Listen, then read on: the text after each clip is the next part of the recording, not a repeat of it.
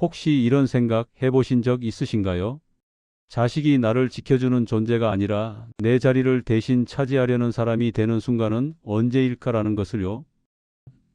오늘 들려드릴 이야기는 그 질문 앞에 서게 된 한 남자의 이야기입니다.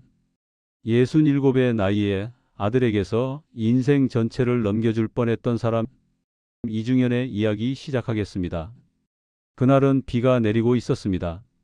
장대비는 아니었지만 마치 하늘이 오래 참고 있던 말을 늦게야 꺼내는 것처럼 끈질긴 비였습니다.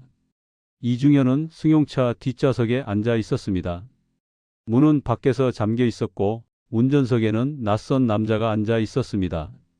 차는 도시의 불빛을 하나씩 등지고 점점 어두운 길로 들어서고 있었습니다. 어디까지 가는 거냐? 이중현이 묻자 운전석의 남자는 아무 대답도 하지 않았습니다. 옆자리에 앉은 아들 이도현은 창밖만 바라보고 있었습니다. 34, 불과 얼마 전까지만 해도 사람들 앞에서 아버지를 가장 존경한다고 말하던 얼굴이었습니다. 차 안에는 라디오 소리도 없었고 와이퍼가 빗물을 밀어내는 소리만 반복되고 있었습니다. 도현아. 이중현이 다시 불렀을 때 아들은 잠시 망설이다가 고개를 돌렸습니다. 아버지, 조금만 참으세요.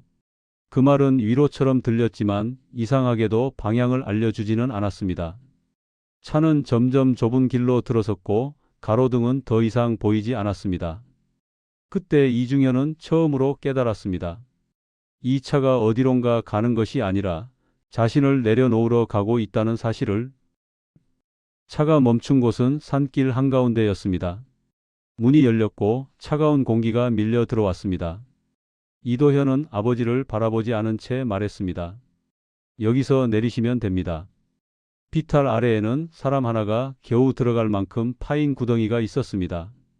깊지는 않았지만 가장자리는 무너질 듯 위태로웠습니다. 이중현은 그 구덩이를 보는 순간 몸보다 먼저 생각이 굳어버렸습니다. 아버지. 아들의 목소리가 들렸습니다. 여기까지입니다. 무슨 소리냐? 이게 무슨 짓이야? 아들은 그제야 이중현을 바라봤습니다. 눈빛에는 흔들림이 없었습니다. 계산이 끝난 사람의 얼굴이었습니다. 아버지는 이제 판단을 못하세요. 그래서 제가 대신 결정하는 겁니다. 그 말이 끝나자 둔탁한 충격이 배를 파고들었습니다.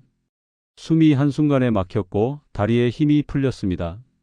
이중현은 뒤로 넘어지며 구덩이 안으로 떨어졌습니다. 위에서는 아무 말도 오가지 않았습니다. 삽이 흙을 퍼 올리는 소리만이 일정한 간격으로 울렸습니다. 도현아. 그는 위를 향해 소리쳤습니다. 내가 네 아버지다. 대답은 없었습니다. 흙이 얼굴 위로 떨어졌고 입 안으로 들어왔습니다. 눈을 감아도 어둠은 사라지지 않았습니다. 흙의 무게가 가슴을 눌렀고 숨은 점점 짧아졌습니다. 이중현은 마지막으로 아들의 얼굴을 떠올리려 했지만 떠오른 것은 말 한마디 뿐이었습니다. 조금만 참으세요. 그 말이 그를 땅속으로 밀어넣고 있었습니다. 의식은 끊어졌다 이어지기를 반복했습니다. 귀에서는 심장 소리인지 빗소리인지 알 수 없는 울림이 맴돌았습니다. 그때 위에서 다른 소리가 들렸습니다. 발걸음 소리, 멈칫하는 기척, 그리고 낮은 목소리. 여기 이상한데요? 손전등 불빛이 흙더미 위를 훑었습니다. 누군가가 삽 대신 손으로 흙을 파내기 시작했습니다. 젖은 흙이 무너지며 아래로 쏟아졌고 그 틈으로 희미한 숨소리가 새어 나왔습니다. 사람이에요. 아직 살아있어요. 박선영은 그 말을 하자마자 더 깊이 손을 넣었습니다. 손톱이 깨지고 손바닥이 찢어졌지만 멈추지 않았습니다. 흙 속에서 얼굴이 드러났고 입술이 미세하게 움직였습니다. 눈 떠보세요. 지금 포기하시면 안 됩니다. 그 말은 누군가를 설득하는 말이 아니라 명령에 가까웠습니다. 이중현의 손가락이 아주 조금 움직였습니다. 그 순간 박선영은 확신했습니다. 이 사람을 살릴 수 있다고. 이중현이 다시 눈을 떴을 때 그는 이미 다른 세계에 와 있는 듯한 기분이었습니다. 낡은 천장, 물 끓는 소리, 약초와 흙이 섞인 냄새. 몸을 움직이려 하자 통증이 밀려왔습니다. 움직이지 마세요. 지금은 말하는 것도 최소한으로 하셔야 합니다. 낯선 여자의 목소리였습니다. 그러나 이상하게도 그 목소리는 두려움을 밀어냈습니다. 이중현은 다시 눈을 감았습니다. 그리고 알 수 없는 확신 하나를 느꼈습니다. 아직 끝나지 않았다는 확신을. 이중현이 다시 의식을 찾았을 때 가장 먼저 느껴진 것은 통증이 아니라 소리였습니다. 일정한 간격으로 떨어지는 물방울 소리, 장작이 타며 내는 미세한 파열음, 그리고 숨을 들이마실 때마다 들려오는 자신의 거친 호흡. 눈을 뜨자 천장은 가까웠고 오래된 나무 들보에는 습기가 잔뜩 배어 있었습니다. 몸을 조금이라도 움직이려 하자 복부 깊숙한 곳에서 둔중한 통증이 밀려왔습니다. 지금 움직이면 안 됩니다. 낯선 여자의 목소리가 바로 곁에서 들렸습니다. 단호했지만 차갑지는 않았습니다. 이중현은 고개를 돌리려다 다시 멈췄습니다. 목까지 힘이 들어가지 않았습니다. 여기가 어디입니까? 산 안쪽입니다. 정확한 위치를 아시는 분도 거의 없어요. 여자는 그의 상태를 확인하며 말했습니다. 손에는 붕대와 소독된 천 조각이 들려 있었습니다. 그 손놀림은 망설임이 없었고 상처를 확인하는 눈빛에는 감정이 섞이지 않았습니다. 오직 판단만 있었습니다. 배 쪽에 자상이 있습니다. 깊지는 않지만 흙이 많이 들어갔어요. 지금은 출혈을 막은 상태고 열이 오를 수 있어서 계속 지켜봐야 합니다. 이중현은 그 말을 듣고서야 상황을 조금 이해했습니다. 자신이 살아있다는 사실보다도 이 여자가 자신의 몸 상태를 정확히 알고 있다는 점이 먼저 느껴졌습니다. 당신은 누구입니까? 여자는 잠시 손을 멈췄다가 대답했습니다. 박선영입니다. 이름만 말하고 더 설명하지는 않았습니다. 마치 그 이상의 정보는 아직 필요 없다는 듯한 태도였습니다. 이중현은 다시 눈을 감았다가 천천히 떴습니다. 왜 날 살렸습니까? 박선영은 대답하지 않았습니다. 대신 그의 이마에 손을 얹고 체온을 확인했습니다.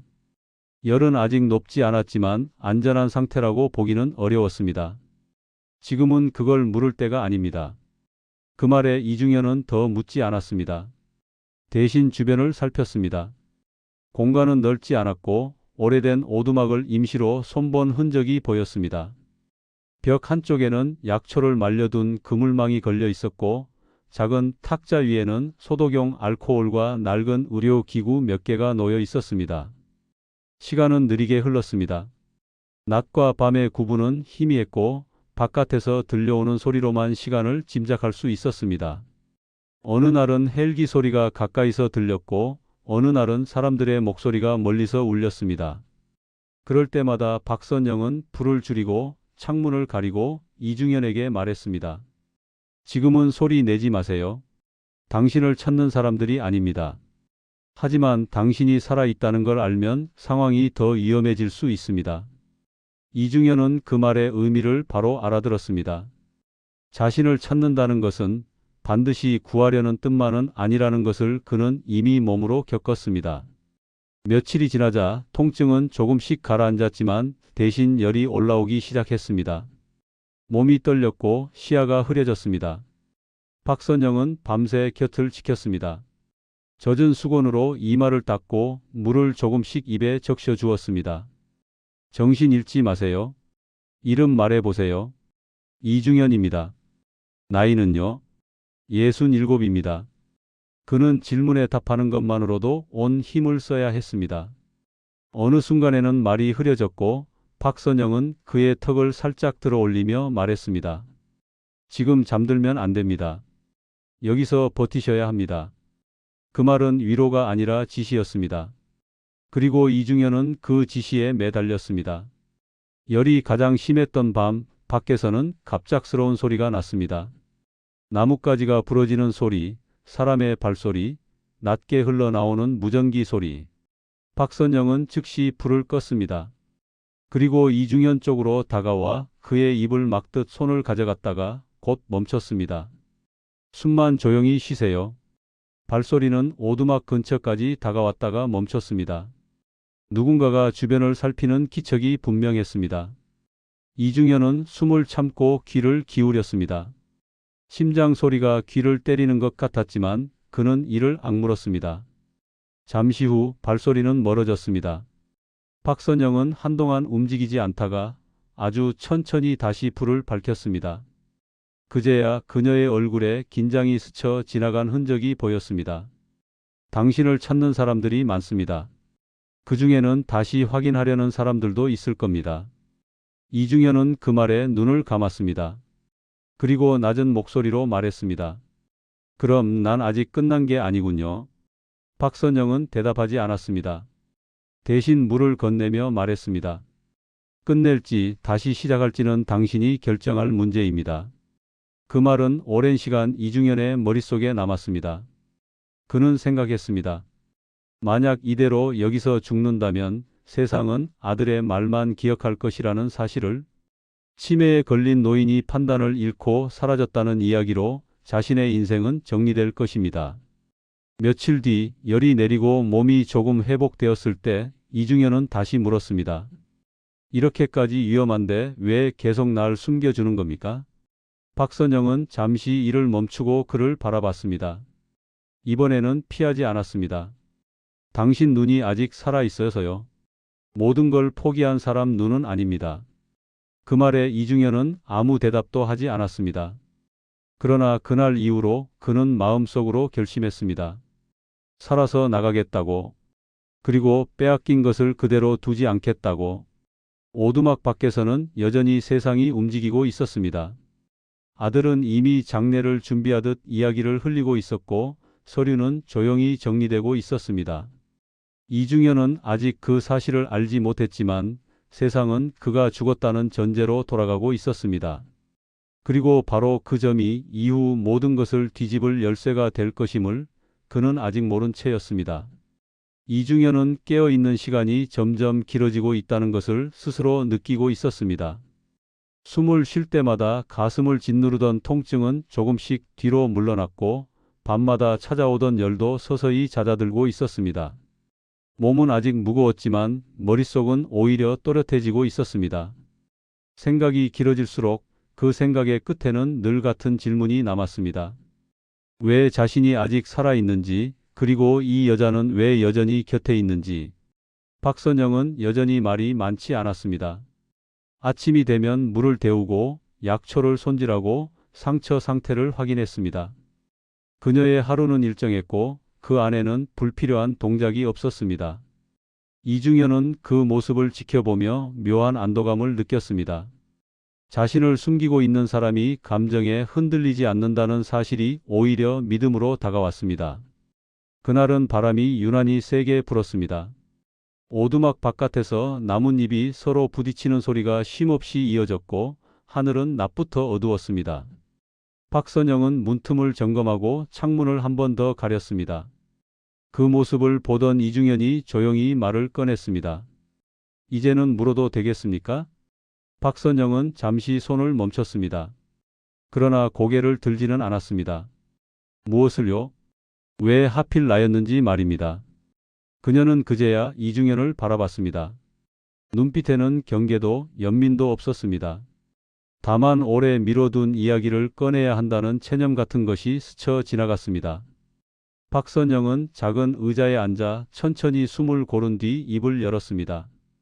그날 산에서 이상한 걸 봤습니다. 급하게 파였다가 다시 덮인 흙이었어요. 비가 오는데도 너무 선명했죠. 사람이 아니라면 그렇게 안 합니다. 이중현은 아무 말도 하지 않고 들었습니다. 처음엔 신고할 생각이었어요. 그런데 발자국을 봤습니다. 내려오는 발자국만 있고 올라간 흔적은 없었습니다. 박선영은 그 말을 하며 손을 꽉 쥐었습니다. 그때 생각했어요. 누군가 그냥 버려졌구나. 이중현은 그 단어에 미세하게 눈을 깜빡 였습니다. 그래서 파기 시작했습니다. 그리고 당신 얼굴이 나왔죠. 잠시 침묵이 흘렀습니다. 바람 소리가 그 틈을 채웠습니다. 이중현은 천천히 고개를 끄덕였습니다. 그런데 그 뒤로는요? 날 살려놓고 숨기고 여기까지 오는 데에는 이유가 더 있어 보입니다. 박선영은 시선을 피하지 않았습니다. 오히려 조금 더 가까이 다가와 말했습니다. 맞습니다. 저도 한번 그렇게 버려졌습니다. 그 말이 떨어지자 오두막 안의 공기가 달라졌습니다. 박선영은 잠시 말을 멈췄다가 이중현이 고개를 끄덕이자 다시 입을 열었습니다. 외과 의사였습니다. 서울에 있는 큰 병원이었어요. 수술실에 들어가면 하루에도 몇 번씩 사람 인생을 붙잡고 놓아야 했습니다. 그녀의 목소리는 담담했지만 말의 속도는 느려졌습니다. 어느 날 수술 중에 문제가 생겼습니다. 장비가 제때 작동하지 않았고 인력도 부족했어요. 그건 개인의 실수가 아니었습니다. 이중현은 숨을 고르며 물었습니다. 그런데도 책임을 당신에게 씌운 겁니까? 박선영은 짧게 웃었습니다. 웃음이라기보다는 오래된 사실을 인정하는 소리였습니다. 병원은 늘 그렇게 합니다. 문제는 구조에서 생기는데 책임은 사람에게 남깁니다. 그날 이후로 저는 의사가 아니게 됐습니다. 그녀는 고개를 숙이지 않았습니다. 대신 이중현을 똑바로 바라보며 말했습니다. 그래서 당신이 땅속에 묻혀있던 그 모습이 남의 일 같지 않았습니다. 살아있는데 이미 끝난 사람처럼 취급받는다는 게 어떤 건지 저는 압니다. 이중현은 그 말을 듣고 한동안 아무 말도 하지 않았습니다. 자신의 이야기를 하는 사람 앞에서 처음으로 그날의 장면이 다시 떠올랐기 때문입니다. 흙의 무게, 숨막히던 공기, 그리고 마지막으로 들었던 아들의 목소리. 그럼에도 불구하고 왜 여기까지 왔습니까? 당신은 이미 한 번 인생에서 밀려난 사람 아닙니까? 그 질문은 조심스러웠지만 회피하지 않았습니다. 박선영은 잠시 창밖을 바라보다가 대답했습니다. 그래서 더더욱 한 번 더 밀려나는 걸 보고만 있을 수 없었습니다. 그게 제 선택이었습니다. 그날 이후로 두 사람 사이에는 이전과 다른 침묵이 자리 잡았습니다. 그것은 경계의 침묵이 아니라 이해의 침묵이었습니다. 이중현은 더 이상 자신이 우연히 살아난 것이 아니라는 걸 알게 되었습니다. 누군가의 선택이 자신의 숨을 이어주고 있다는 사실을. 며칠 뒤 이중현은 처음으로 오두막 밖으로 나왔습니다. 박선영의 부축을 받으며 한 걸음씩 땅을 디뎠습니다. 바람이 얼굴을 스쳤고 숲의 냄새가 폐 깊숙이 들어왔습니다. 그는 잠시 눈을 감았습니다. 세상은 아직 잘 돌아가고 있습니까? 박선영은 잠시 망설이다가 말했습니다. 당신이 사라진 세상은 아주 조용히 정리되고 있습니다. 그 말은 많은 것을 담고 있었습니다. 이중현은 그 의미를 바로 알아들었습니다. 그렇다면 이제 나가야겠군요. 박선영은 그를 바라보며 물었습니다. 준비가 되셨습니까? 이중현은 잠시 숲을 바라보다가 고개를 끄덕였습니다. 도망치지 않고 숨지 않고 제 이름으로 나가겠습니다. 그 말이 떨어지는 순간 바람이 잠시 멎었습니다. 산부의 끝에서 이중현은 결심했습니다. 살아남는 것만으로는 부족하다는 것을, 이제는 되찾아야 한다는 것을, 그리고 그 선택이 더 큰 위기를 불러올 것이라는 사실을 그는 아직 알지 못했습니다. 이중현이 오두막 문을 나선 뒤로 하루의 공기는 이전과 달랐습니다. 숲은 여전히 같은 숲이었지만 그 안에 서 있는 사람의 태도가 달라져 있었습니다. 그는 더 이상 숨는 사람처럼 걷지 않았습니다. 걸음은 느렸지만 방향은 분명했습니다. 박선영은 그 변화를 굳이 말로 확인하지 않았습니다. 대신 그가 한 걸음 내디딜 때마다 반박자 늦춰 옆에 섰습니다. 지금은 낮에 움직이면 안 됩니다. 해가 지고 바람이 불 때가 안전합니다. 이중현은 고개를 끄덕였습니다. 예전에 그는 명령하는 사람이었지만 지금은 판단을 맡기는 사람이었습니다. 그 차이를 스스로 알고 있었고 받아들이고 있었습니다. 며칠 뒤 박선영은 오래된 휴대전화를 꺼냈습니다. 배터리는 반쯤 닳아 있었고 화면에는 몇 개의 이름만 저장돼 있었습니다. 그중 하나를 가리키며 말했습니다. 이 사람에게 연락할 수 있습니다. 당신을 믿었던 사람입니까? 아니요. 믿을 수밖에 없었던 사람입니다. 그 이름은 최성구였습니다. 이중현은 그 이름을 듣자마자 숨을 길게 내쉬었습니다. 오래된 기억이 한꺼번에 올라왔기 때문입니다. 거래처 대표, 동료, 그리고 위기의 순간마다 손해를 감수하면서도 선을 넘지 않았던 사람. 무엇보다 입이 무거운 사람. 그 사람이라면 아직 살아있군요. 살아있고 여전히 조심스럽습니다. 연락은 해가 완전히 진 뒤에 이루어졌습니다. 박선영은 숲 가장자리에 서서 신호를 잡았고 이중현은 오두막 안에서 숨을 고르며 기다렸습니다. 통화 연결음이 2번 울린 뒤 낮고 익숙한 목소리가 들렸습니다. 누구십니까? 성구 씨 나이입니다. 잠시 정적이 흘렀습니다. 아주 짧은 시간이었지만 이중현은 그 침묵 속에서 상대가 계산하고 있다는 걸 느꼈습니다. 목소리가 같군요. 그런데 세상에서는 이미 다른 이야기가 돌고 있습니다. 그래서 이렇게 연락했습니다. 최성구는 바로 묻지 않았습니다. 대신 천천히 말했습니다. 어디 계십니까? 지금은 말할 수 없습니다. 그렇다면 아직 끝난 이야기는 아니군요. 이중현은 그 한마디에 고개를 끄덕였습니다. 비록 전화 너머였지만 서로 충분히 이해하고 있었습니다. 증거가 필요합니다. 말이 아니라 남아있는 것들이요. 최성구는 짧게 웃었습니다. 그건 당신이 가장 잘 아시지 않습니까?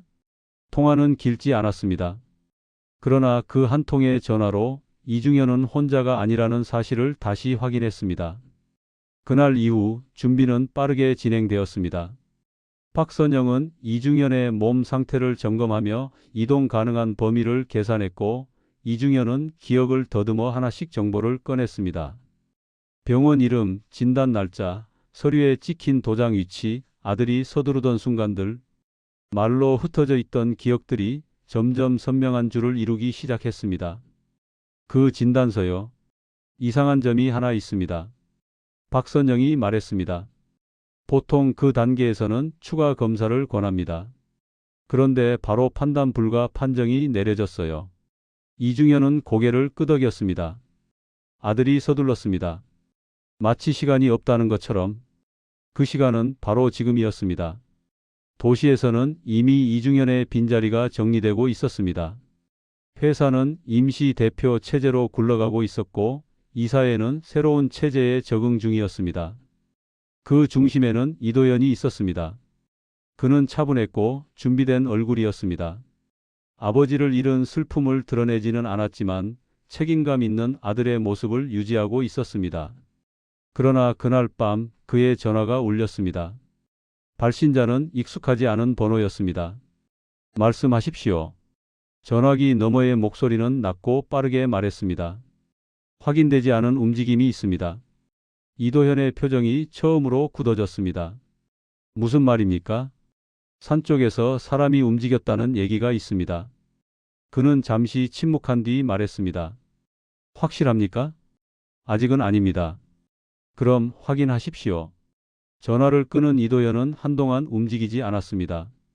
그리고 아주 조용히 중얼거렸습니다. 그럴 리가 없어. 그러나 그의 손은 떨리고 있었습니다. 같은 시각 오두막에서는 또 다른 긴장이 흐르고 있었습니다. 박선영은 밤마다 주변을 살폈고 이중현은 그 움직임을 눈치챘습니다. 누군가 가까이 오고 있습니까? 아직은 아닙니다. 하지만 시간이 많지 않다는 뜻이군요. 박선영은 부정하지 않았습니다. 당신이 살아있다는 걸 확인하려는 사람이 생기면 여기는 더 이상 안전하지 않습니다. 그 말이 끝나자 멀리서 엔진 소리가 들렸습니다. 산길을 오르는 소리였습니다. 아주 느리고 조심스러운 속도였습니다. 두 사람은 동시에 숨을 멈췄습니다. 불을 끄세요. 박선영의 말이 끝나기도 전에 오두막은 어둠 속으로 잠겼습니다. 이중현은 침대 가장자리를 붙잡고 몸을 낮췄습니다. 심장이 다시 빠르게 뛰기 시작했습니다. 지난번과는 다른 긴장이었습니다. 이번에는 도망칠 준비가 되어 있지 않았습니다. 발소리가 가까워졌다가 멈췄습니다. 누군가 주변을 둘러보는 기척이 분명했습니다. 손전등 불빛이 나무 사이로 스쳤고 오두막 벽을 훅고 지나갔습니다. 박선영은 숨을 죽인 채 손에 작은 칼을 쥐었습니다. 몇 분이 몇 시간처럼 흘렀습니다. 그러다 갑자기 무전기 소리가 났습니다. 여기는 흔적 없습니다. 잠시 뒤 발소리는 멀어졌습니다. 엔진 소리가 다시 들렸고 산길 아래로 사라졌습니다. 박선영은 그제야 숨을 내쉬었습니다. 이중현 역시 천천히 몸을 일으켰습니다. 이제 선택의 문제가 아닙니다. 이중현이 말했습니다. 시간의 문제군요. 박선영은 고개를 끄덕였습니다. 그래서 더 늦기 전에 움직여야 합니다. 그 말에 이중현은 결심을 굳혔습니다. 더 이상 준비만 할 수는 없었습니다. 누군가는 이미 움직이고 있었고 그 속도는 점점 빨라지고 있었습니다. 결정을 미루는 시간은 더 이상 남아있지 않았습니다. 오두막에 머무른 지 열흘이 넘자 숲의 공기마저 달라진 듯 느껴졌습니다. 밤이 되면 바람은 일정한 방향으로만 불지 않았고 멀리서 들려오는 소리도 이전보다 잦아졌습니다. 우연이라고 보기엔 횟수가 많았습니다. 박선영은 지도를 펼쳐 바닥에 놓았습니다. 손전등 불빛 아래 굽이진 산길과 오래된 다리 하나가 표시되어 있었습니다. 이 길로 나가야 합니다. 도시로 바로 들어가면 바로 눈에 띕니다. 이중현은 지도를 내려다보다가 고개를 끄덕였습니다. 다리를 건너면 휴대전화 신호가 잡힙니다. 그 전에 들키면요. 박선영은 대답하지 않았습니다. 대신 작은 가방을 내밀었습니다.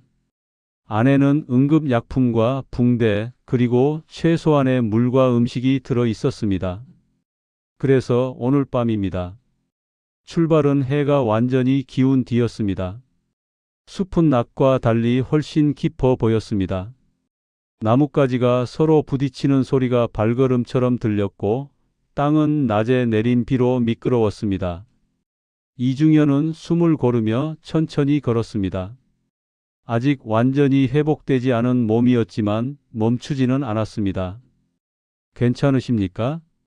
아직은 걷겠습니다. 박선영은 그의 보폭에 맞춰 움직였습니다. 앞서지도 뒤처지지도 않았습니다. 그 거리 유지가 이중현에게는 이상할 만큼 큰 힘이 되었습니다. 다리가 보였을 때 하늘에는 달이 떠 있었습니다. 오래된 콘크리트 다리는 계곡 위에 걸려 있었고 난간은 군데군데 녹슬어 있었습니다. 아래에서는 물소리가 낮게 울리고 있었습니다. 여기서 신호를 확인하고 바로 나갑니다. 박선영이 말하며 휴대전화를 꺼내는 순간이었습니다. 그때 뒤쪽에서 엔진 소리가 들렸습니다. 아주 멀리서 그러나 분명하게. 이중현의 걸음이 멈췄습니다. 들리셨습니까? 네. 박선영은 즉시 불을 껐습니다. 두 사람은 다리 입구 쪽으로 몸을 붙였습니다. 엔진 소리는 점점 가까워졌고 헤드라이트 불빛이 숲 사이를 훑고 지나갔습니다. 시간이 없습니다. 박선영의 목소리가 낮아졌습니다. 건넙니다. 지금. 다리 위는 생각보다 더 불안정했습니다. 발을 디딜 때마다 미세하게 흔들렸고 아래 물소리는 더 크게 들렸습니다. 이중현은 난간을 붙잡고 천천히 움직였습니다. 숨이 가빠졌지만 멈추지 않았습니다. 그때 뒤에서 목소리가 들렸습니다. 거기까지입니다. 익숙한 목소리였습니다. 너무 익숙해서 이중현은 순간 현실 감각을 잃을 뻔했습니다. 고개를 돌리자 다리 입구에 서 있는 사람이 보였습니다. 아들 이도현이었습니다. 손에는 작은 손전등이 들려 있었고 얼굴은 그림자 속에 반쯤 가려져 있었습니다. 역시 살아계셨군요. 이중현의 입에서 아무 말도 나오지 않았습니다. 대신 박선영이 한 발 앞으로 나섰습니다. 물러나세요. 이도현은 그녀를 한번 훑어보고는 이중현을 다시 바라봤습니다. 아버지, 여기까지 오신 건 대단합니다. 하지만 더 가실 필요는 없습니다. 그는 천천히 다리 위로 발을 내디뎠습니다. 그 뒤로 두 명의 남자가 더 모습을 드러냈습니다. 손에는 무언가 들려 있었습니다. 금속이 달빛에 반사되었습니다. 도현아. 이중현이 처음으로 입을 열었습니다. 왜 여기까지 왔느냐? 이도현은 짧게 웃었습니다. 아버지가 계시면 아직 끝난 게 아니니까요. 서류도 회사도 전부.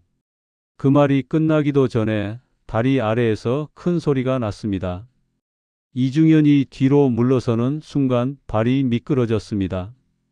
균형을 잃은 몸이 난간 쪽으로 기울었습니다. 아버지. 박선영이 소리쳤지만 이미 늦었습니다.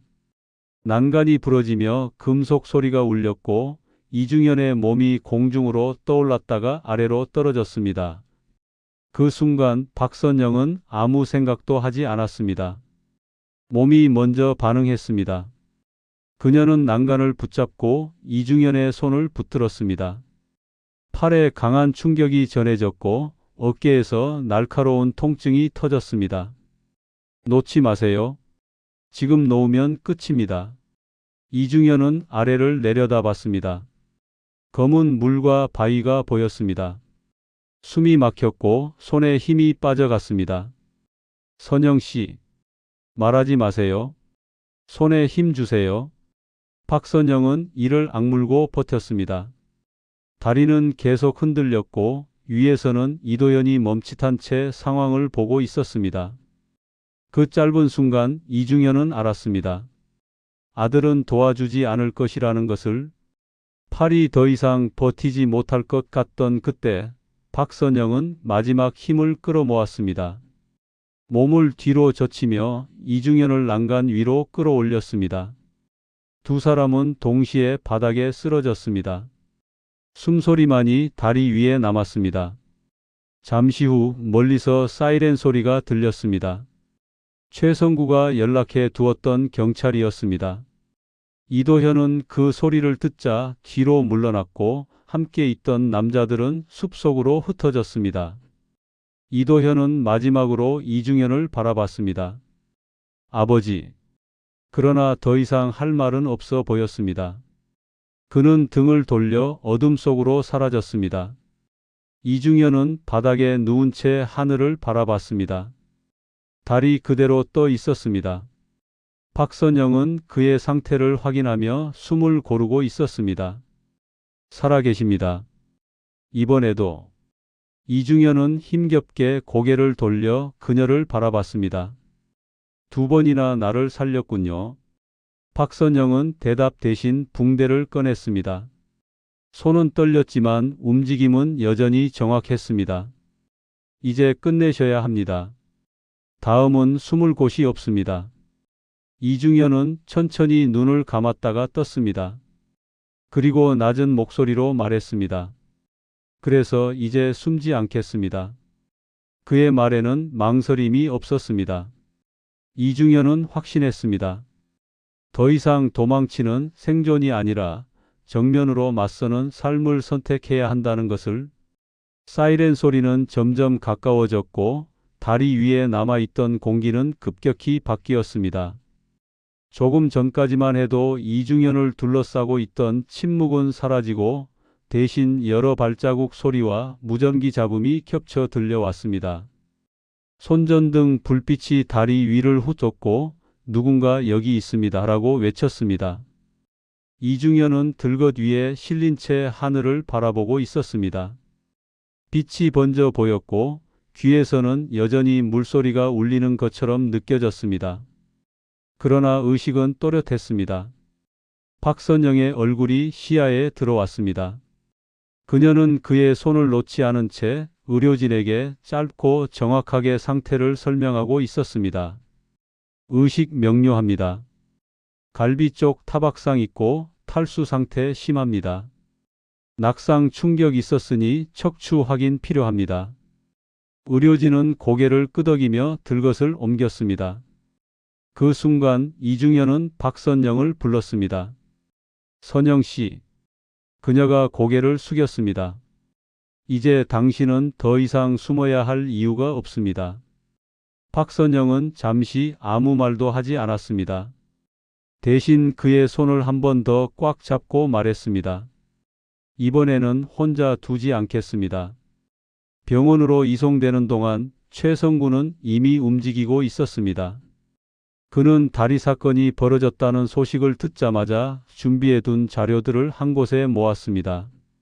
진단서 원본, 병원 기록, 이사회 회의록, 그리고 이도현이 아버지의 판단 능력을 문제 삼으며 제출했던 서류들까지. 그 모든 것에는 공통점이 있었습니다. 지나치게 빠르게 처리되었고 지나치게 깔끔했습니다. 이중현이 병실에서 처음 마주한 사람은 기자도 경찰도 아닌 변호사였습니다. 최성구가 소개한 사람이었습니다. 그는 서류를 차분히 펼쳐 놓으며 말했습니다. 회장님, 지금부터는 선택의 문제입니다. 조용히 정리하실 수도 있고 전부 밝히실 수도 있습니다. 이중현은 침대에 반쯤 몸을 일으킨 채 창밖을 바라봤습니다. 낮의 빛이 병실 안으로 들어오고 있었습니다. 그 빛은 오두막의 어둠과는 전혀 달랐습니다. 밝히겠습니다. 하나도 남기지 않고. 그 말에는 망설임이 없었습니다. 기자회견은 사흘 뒤 열렸습니다. 그 사이 이중현의 생존 소식은 이미 세상에 퍼져 있었습니다. 사람들은 놀랐고 언론은 앞다투어 해석을 내놓았습니다. 그러나 이중현은 그 어떤 인터뷰도 응하지 않았습니다. 오직 그날 단 한 번만 말하겠다고 했습니다. 회견장에 들어선 이중현은 예전보다 많이 마른 모습이었습니다. 그러나 걸음은 흔들리지 않았고 시선은 정면을 향하고 있었습니다. 플래시가 터졌고 웅성거림이 일었습니다. 그는 마이크 앞에 서서 잠시 숨을 고른 뒤 입을 열었습니다. 저는 이중현입니다. 그리고 오늘 제 이름으로 제 이야기를 하려고 이 자리에 섰습니다. 그는 천천히 그러나 분명하게 말했습니다. 병원에서 받았던 진단의 과정, 아들이 제출한 서류, 산으로 향하던 그날 밤의 상황까지 감정을 앞세우지 않았고 누군가를 비난하는 말도 하지 않았습니다. 다만 사실을 하나씩 꺼내 놓았습니다. 저는 판단 능력을 상실하지 않았습니다. 그리고 제 의사에 반해 제 삶은 정리되고 있었습니다. 기자들 사이에서 술렁임이 커졌습니다. 질문이 쏟아졌지만 이중현은 정해진 말만 남겼습니다. 이제 판단은 여러분과 법의 몫입니다. 그날 이후 상황은 빠르게 바뀌었습니다. 검찰은 정식 수사에 착수했고 병원과 회사 그리고 이도현의 행적이 하나씩 드러나기 시작했습니다. 이도현은 처음에는 모든 것을 부인했습니다. 그러나 다리 사건 당시 함께 있던 사람들 중 한 명이 입을 열면서 상황은 더 이상 버틸 수 없게 되었습니다. 법정에서 이중현은 증인석에 앉았습니다. 맞은편에는 아들 이도현이 있었습니다. 두 사람은 한동안 서로를 바라보지 않았습니다. 판사가 질문을 던졌을 때 이중현은 조용히 대답했습니다. 저는 아들을 벌하고 싶지 않습니다. 다만 제가 겪은 일이 반복되지 않기를 바랄 뿐입니다. 그 말은 판결문보다 더 무겁게 남았습니다. 모든 절차가 마무리된 뒤 이중현은 다시 산으로 향했습니다. 이번에는 혼자가 아니었습니다. 길은 정비되어 있었고 차량도 정상적으로 올라갈 수 있었습니다. 박선영이 지내던 마을은 여전히 깊은 산속에 있었습니다. 변한 것은 많지 않았습니다. 여기는 그대로군요. 박선영이 말했습니다. 그래서 사람들이 더 아파도 참고 지냅니다. 이중현은 그 말을 마음에 담아 두었습니다. 며칠 뒤 그는 공식적으로 발표했습니다. 산간 지역 응급 의료를 위한 작은 병원을 세우겠다고. 상주 의사는 아니지만 응급 상황에서는 언제든 치료를 받을 수 있는 공간. 그리고 그 병원의 운영 비용은 자신이 책임지겠다고. 개원식 날 박선영은 사람들 사이에 서 있지 않았습니다. 조금 떨어진 곳에서 조용히 그 모습을 지켜보고 있었습니다. 이중현은 그녀를 발견하고 다가갔습니다. 이 병원은 제 이름이 아닙니다. 당신이 남긴 자리입니다. 박선영은 고개를 저었습니다. 저는 다시 이름을 내걸 생각이 없습니다. 이중현은 잠시 웃었습니다. 그럼 약속 하나만 합시다. 여기서 누군가 쓰러지면 더 이상 땅에 묻히지 않도록. 박선영은 그제야 고개를 끄덕였습니다. 시간이 흘렀습니다. 이중현은 회사로 돌아갔지만 예전처럼 모든 것을 움켜쥐지는 않았습니다. 대신 기부와 지원에 더 많은 시간을 썼습니다. 그리고 가끔 산으로 올라왔습니다. 오두막은 사라졌지만 그 자리에 작은 표식이 남아 있었습니다. 그는 그곳에 서서 조용히 생각했습니다. 자신이 끝났다고 믿었던 밤, 비가 내리던 그날을, 그리고 그 밤을 건너오게 해준 선택들을. 오늘 이야기를 들으시면서 어떤 얼굴이 떠오르셨는지 모르겠습니다. 자식일 수도 있고, 부모일 수도 있고, 어쩌면 예전의 나 자신일 수도 있겠죠. 이중현의 이야기는 특별한 사람이어서가 아니라 우리 모두에게 일어날 수 있는 일이어서 더 오래 남습니다. 지켜주는 줄 알았던 손이 어느 순간 밀어내는 손이 될 때, 우리는 비로소 자기 인생을 스스로 붙잡아야 합니다. 오늘 사연이 누군가에게는 경고가 되고 누군가에게는 용기가 되길 바랍니다. 사연은 혼자 마음에 담아둘 때 가장 무겁고 누군가와 나눌 때 조금은 가벼워지는 것 같습니다. 혹시 괜찮으시다면 오늘 느낀 마음을 짧은 한 줄 정도로만 남겨두셔도 괜찮겠습니다. 그 말 한마디가 지금 이 시간을 조용히 함께 듣고 있을 또 다른 누군가에게는 오늘을 버티게 하는 작은 힘이 될지도 모르니까요. 여기는 사연담 라디오, 저는 여러분의 이야기를 전하는 DJ 난중이었습니다. 다음 시간에도 누군가의 인생 한 장면으로 다시 찾아오겠습니다. 감사합니다.